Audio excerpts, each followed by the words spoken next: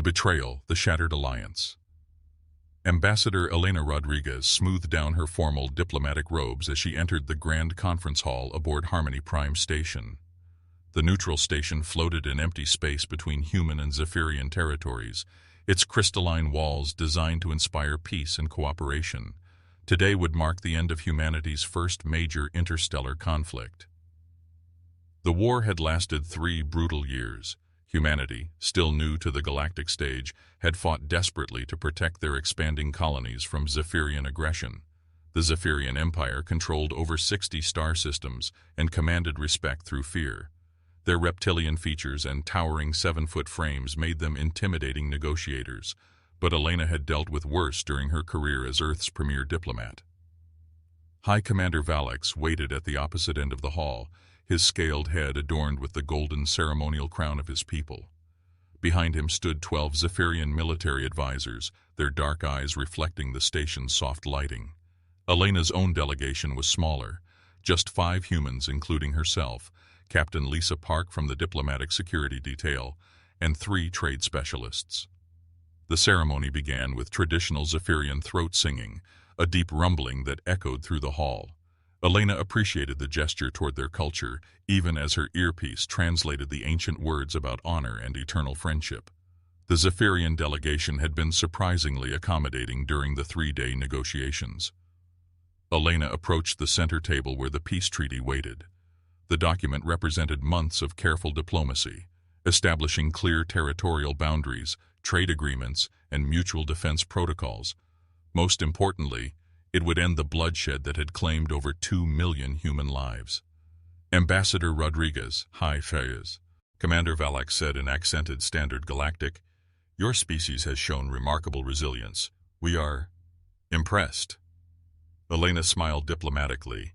Something in Valix's tone felt off, but she attributed it to translation difficulties.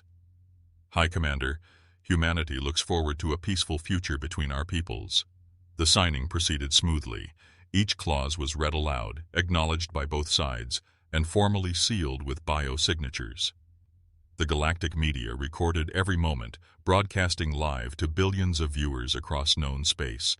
This would be humanity's first major diplomatic victory, proof they belonged among the galactic community. As the ceremony concluded, Elena stood to perform the traditional Zephyrian peace gesture, a open-palmed salute followed by a mutual clasp of hands. High Commander Valax rose from his chair, towering over her 5'6" frame, his clawed hand extended toward hers. Elena reached forward, her palm open in the prescribed manner.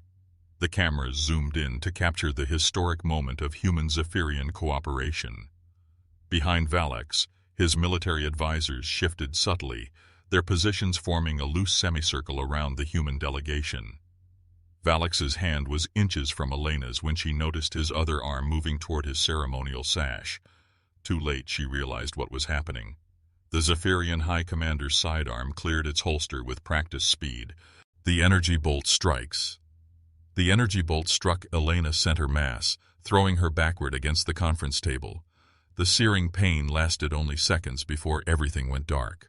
Captain Park drew her weapon immediately, but 12 Zephyrian soldiers had already activated their plasma rifles. The human delegation was cut down in seconds, their bodies hitting the polished floor as smoke rose from fatal wounds. The galactic media cameras continued recording, broadcasting the massacre live to a horrified galaxy. High Commander Valax holstered his weapon calmly, stepping over Elena's still form. "Unfortunate necessity," he announced to the cameras. "The humans became aggressive. We acted in self-defense." Captain Park, dying but still conscious, managed to activate her emergency beacon before a final shot ended her life. The signal screamed across subspace toward Earth, carrying footage of the betrayal and Elena's final biometric readings.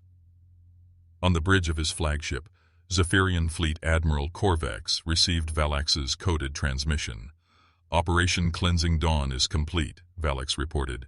"Human delegation eliminated. Treaty negotiations have failed spectacularly." Admiral Corvex's scaled lips pulled back in what humans might mistake for a smile. "Excellent. The human colonies are now isolated and vulnerable. Begin Phase 2 of our expansion plan. The Zephyrian Empire had never intended to honor the peace treaty. The negotiations were merely theater, designed to lower human defenses while positioning their fleets for a devastating surprise attack. Elena Rodriguez and her team had died because they believed in the possibility of peace. News reaches Earth. President Chen sat in the Oval Office of New Geneva, Earth's government center, when the emergency transmission arrived. The elderly leader had guided humanity through its first interstellar war, making the difficult decisions that kept their species from extinction. Her weathered face showed no emotion as she watched the assassination footage. "Confirmed casualties?" she asked quietly. General Harrison, chairman of Earth's Joint Chiefs, consulted his tablet. All 5 delegation members confirmed dead. Captain Park managed to transmit intel before expiring. Zephyrian fleet movements suggest imminent attack on our outer colonies. President Chen stood slowly, walking to the window that overlooked Geneva's rebuilt skyline. Humanity had survived 3 world wars, climate catastrophe, and first contact with hostile aliens. They would survive this too. "Madam President," General Harrison continued, "our fleets are repositioning for defensive operations. Admiral Kane's task force can reach the Kepler colonies within—" "No," President Chen interrupted softly. "This requires a different approach." She turned back to face her military advisors, her eyes holding a cold determination they had rarely seen. "General, please initiate contact with Admiral Kane. Tell him to activate the silent protocol." The room fell quiet. Several advisors exchanged worried glances. The silent protocol was theoretical, a contingency plan developed during humanity's early expansion into space. Most assumed it was just another academic exercise from the Strategic Planning Department. "Madam President," General Harrison said carefully, "are you certain? The silent protocol has never been tested on this scale." President Chen returned to her desk, pulling up classified files that only she and 3 other humans had access to. Elena Rodriguez died believing in peace. The galaxy will learn what happens when humans stop pretending to be civilized. Admiral Kane receives orders. Admiral Marcus Kane received the coded transmission aboard the UES Defiance, humanity's most advanced warship. The 50-year-old veteran had commanded fleets during the worst battles of the Zephyrian conflict, earning respect through tactical brilliance and genuine concern for his crews. The message was brief. Silent protocol authorized. Full implementation. Presidential Order 77 Alpha. Kane stared at his command screen for long moments, understanding the implications. Around him, the bridge crew continued their normal duties, unaware that everything was about to change. Lieutenant Commander Sarah Chen, his tactical officer, noticed his expression. "Admiral, new orders from Earth Command?" Kane closed the encrypted file and stood slowly. "Yes, Commander. Signal the fleet. All ships are to maintain standard patrol patterns. No aggressive movements towards Zephyrian space." The order surprised his bridge crew. Standard military doctrine called for immediate retaliation against the Zephyrian forces massing near human colonies. Instead, Admiral Kane was ordering them to appear passive and defenseless. "Sir," his communications officer reported, "we're receiving distress calls from the Kepler colonies. Zephyrian advanced scouts have been detected in system." Kane nodded calmly. "Acknowledge all communications. Inform the colonies that Earth Command is evaluating the situation." What his crew didn't understand was that Admiral Kane wasn't preparing for war. He was implementing something far more dangerous than any military campaign. The silent protocol represented 20 years of careful preparations on a plan so comprehensive that even Kane didn't know all its components.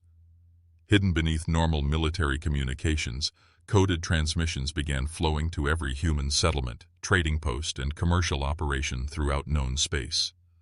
Thousands of seemingly ordinary citizens received activation orders for operations they had trained for but never expected to use. Dr. Maria Santos, running a medical clinic on the Zephyrian border world of Tertius Prime, received her instructions while treating a Zephyrian patient.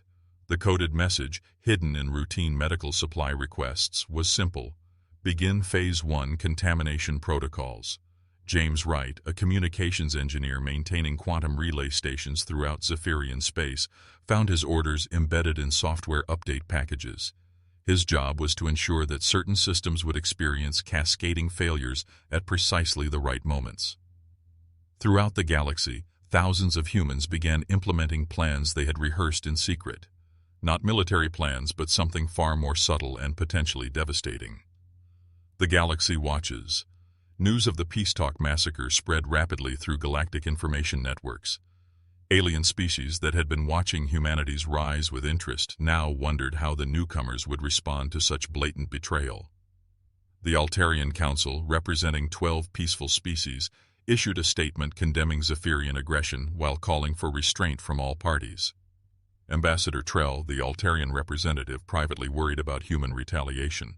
Humans are unpredictable, he told his colleagues during an emergency session. Their military forces are smaller than the Zephyrians, but they have shown remarkable adaptability in warfare.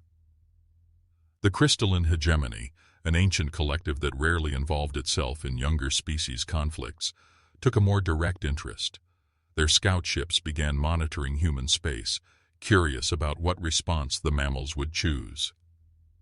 Even the Zephyrian Empire's allies grew nervous. The Crexan Syndicate, which had secretly funded Zephyrian expansion in exchange for mining rights, began relocating their assets away from potential battle zones. But hours passed with no human military response. Admiral Kane's fleets remained in defensive positions, apparently stunned by the betrayal. High Commander Valax reported to his superiors that humanity seemed paralyzed by the loss of their diplomatic team. This apparent weakness encouraged the Zephyrian Empire to accelerate their invasion plans.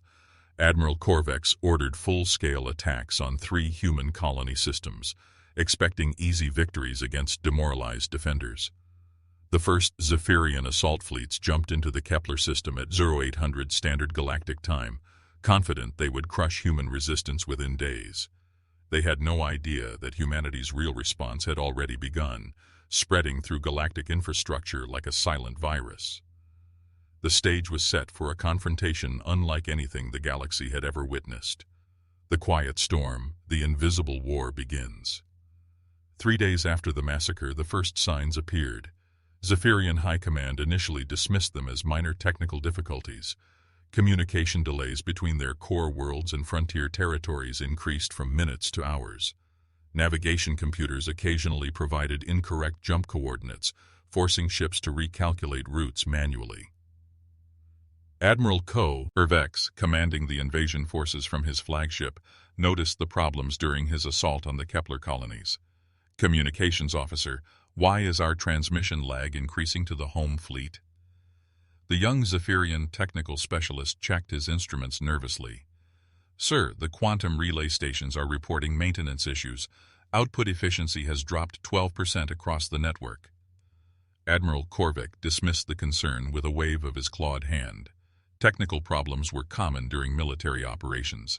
His focus remained on crushing human resistance, which had proven surprisingly stubborn despite their smaller fleet size. What Admiral Corvex didn't know was that James Wright, the human communications engineer, was systematically introducing microscopic errors into the relay network's quantum synchronization protocols. Each error was too small to trigger automatic safety systems, but collectively they were creating cascade failures throughout Zephyrian communication infrastructure. On Tertius Prime, Dr. Maria Santos continued treating Zephyrian patients while implementing her own piece of the silent protocol. The bacterial cultures she had been secretly cultivating for 2 years were finally ready. Not lethal pathogens, but organisms that would contaminate food storage systems and create widespread digestive problems. She introduced the cultures through medical waste disposal systems that connected to municipal water treatment plants. Within days, Zephyrian military rations throughout the sector would become indigestible without causing obvious illness. Soldiers would grow weak and unfocused while military doctors struggled to identify the cause. The human network reveals itself. Captain Lisa Chen, Admiral Kane's tactical officer, began to understand the scope of the silent protocol as reports filtered in from across Zephyrian space. Her security clearance had been upgraded to access operational details that astounded her. "Admiral," she reported during their morning briefing, "we're receiving status updates from assets throughout the Empire. I had no idea we had so many people in position." Admiral Kane pulled up a holographic display showing the galactic sector. Thousands of small icons appeared, representing human agents, businesses, and technical specialists embedded throughout Zephyrian territory. They weren't spies in the traditional sense, but ordinary citizens whose jobs had given them access to critical infrastructure. "The silent protocol was developed after our first contact with the Zephyrians," Kane explained. "President Chen and her advisors realized that humanity's survival might depend on more than military strength. We needed to become indispensable." The plan had taken 20 years to implement. Humans had offered their services as neutral technical specialists, doctors, engineers, and traders throughout Zephyrian space. Their reputation for reliability and innovation had made them welcome in sensitive positions. Human-designed communication software ran on 70% of Zephyrian military networks. Human medical techniques had revolutionized their healthcare system. Human agricultural advisors had helped increase food production on 12 major worlds. Human financial analysts had created trading algorithms that managed significant portions of the Zephyrian economy. Now, all of that expertise was being turned against its former beneficiaries. Economic warfare. Sarah Martinez, a financial analyst working on the Zephyrian capital world of Valos Prime, received her activation orders while preparing market reports for the Central Economic Council. Her instructions were elegant in their simplicity: create instability without obvious human involvement. She began by introducing subtle errors into high-frequency trading algorithms, causing micro-crashes in agricultural futures markets. Zephyrian farmers, already dealing with contaminated storage systems, found themselves unable to sell their crops at stable prices. Currency exchange rates fluctuated wildly as human-designed trading programs began executing conflicting strategies. The Zephyrian credit, stable for decades, lost 15% of its value in 2 days. Panic selling accelerated the decline as investors fled to more stable currencies. Manufacturing systems throughout the Empire began experiencing random equipment failures as human maintenance teams implemented carefully planned obsolescence. Factories producing military supplies found their output dropping as critical machinery required increasingly frequent repairs. The cumulative effect was devastating. Zephyrian military operations required enormous resources, but their economy was collapsing from within. Admiral Korvek found his supply lines stretched as equipment failures and communication delays compounded logistical problems. The galaxy realizes the truth. The galaxy realizes the truth. Ambassador Trell of the Altarian Council was the first to understand what humanity was doing. His species had extensive trade relationships throughout the galaxy, giving him access to economic data from multiple sources. "The humans aren't fighting a war," he told his shocked colleagues. "They're performing surgery on galactic civilization itself." The evidence was undeniable once properly analyzed. Every system failure, every communication delay, every economic fluctuation could be traced back to human-designed or human-maintained infrastructure. Humanity had spent 2 decades quietly becoming essential to galactic commerce and communication. "They made themselves indispensable," Ambassador Trell continued, then began selectively withdrawing their cooperation. "It's not warfare, it's systematic dismantlement." The crystalline hegemony reached similar conclusions through their own analysis. Their ancient collective had witnessed the rise and fall of dozens of younger species, but they had never seen anything like humanity's approach to conflict. These mammals plan across decades. The hegemony's primary node communicated to its constituent members. They prepared for betrayal while appearing to seek peace. Their strategic thinking operates on timescales that exceed most species' attention spans. Other galactic powers began reassessing their relationships with humanity. The Crexan Syndicate, which had secretly funded Zephyrian expansion, quietly began withdrawing support as they realized the true scope of human capabilities. The Zephyrian Empire begins to crumble. High Commander Valax, the architect of the Peace Talk massacre, watched his empire's infrastructure collapse from his command center on Valos Prime. What had begun as minor technical problems was escalating into civilization-wide system failures. Food shipments between worlds were becoming unreliable due to contamination and spoilage. Military communications suffered from increasing delays and garbled transmissions. Economic markets experienced daily crashes as trading algorithms malfunctioned. Most disturbing was the pattern emerging from the chaos. Every critical system was failing simultaneously, but not randomly. The failures were coordinated, timed to maximize disruption while maintaining plausible deniability. "It's the humans," Valek finally admitted to his council of advisors. "They've been planning this since before the peace negotiations even began." His intelligence chief, General Krex, had reached similar conclusions. "Sir, our analysis suggests that humans have been embedding themselves throughout our infrastructure for decades. They're not attacking us militarily, they're making our civilization unworkable." Valek slammed his clawed fist against the conference table. "Then we eliminate every human in our territory immediately." "Sir," General Krex replied quietly, "we've identified over 40,000 humans in critical positions throughout the Empire. Eliminating them would cause complete infrastructure collapse within days. We need their expertise to repair the systems they're sabotaging." The trap was perfect.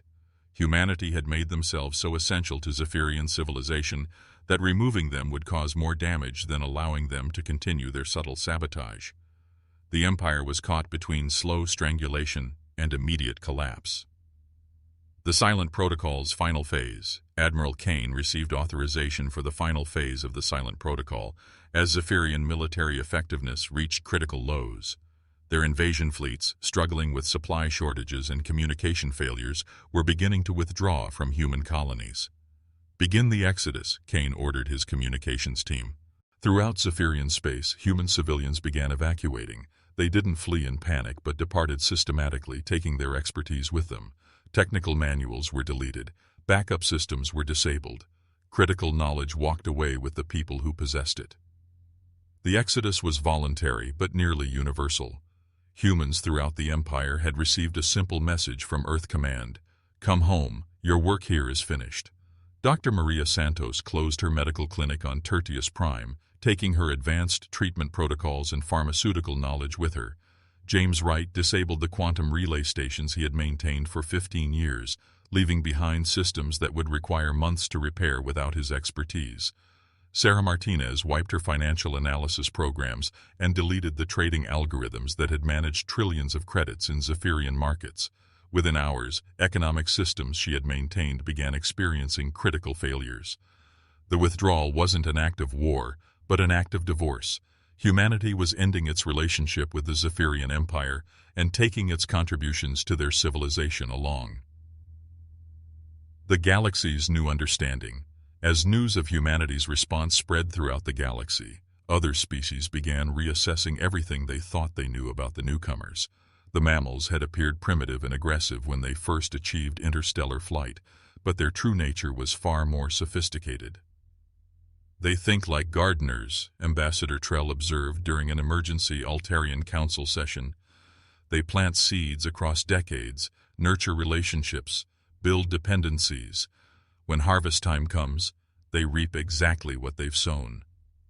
The crystalline hegemony issued its first communication with humanity in over 50 years, requesting formal diplomatic contact. Other major powers began similar overtures, recognizing that they needed to understand how deeply humans had integrated themselves into galactic civilization.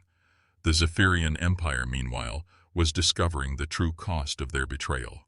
Critical infrastructure throughout their territory was failing as human expertise disappeared. Military operations became impossible as communication and supply systems collapsed.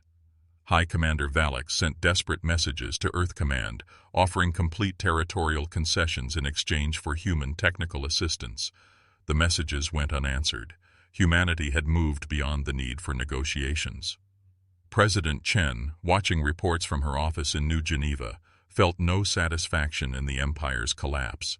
Elena Rodriguez had died believing in peace, and her death had taught humanity a crucial lesson about galactic politics. Sometimes the most devastating weapon wasn't military force, but simply walking away. "Admiral Kane," she communicated through encrypted channels, Begin preparations for the next phase. I believe we'll be receiving several interesting diplomatic proposals very soon. The silent protocol had succeeded beyond all expectations. Humanity had demonstrated that they were far more dangerous as departing friends than as invading enemies. The galaxy would remember this lesson for generations to come.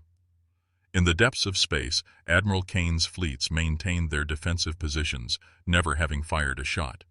The war was over, won not through violence but through the simple act of revealing how much the galaxy had come to depend on human ingenuity and cooperation. The Zephyrian Empire would survive, but as a shadow of its former self, forever diminished by their decision to betray the species that had helped build their modern civilization. And throughout the galaxy, every major power was quietly reviewing their human relationships, wondering what seeds had been planted in their own territories.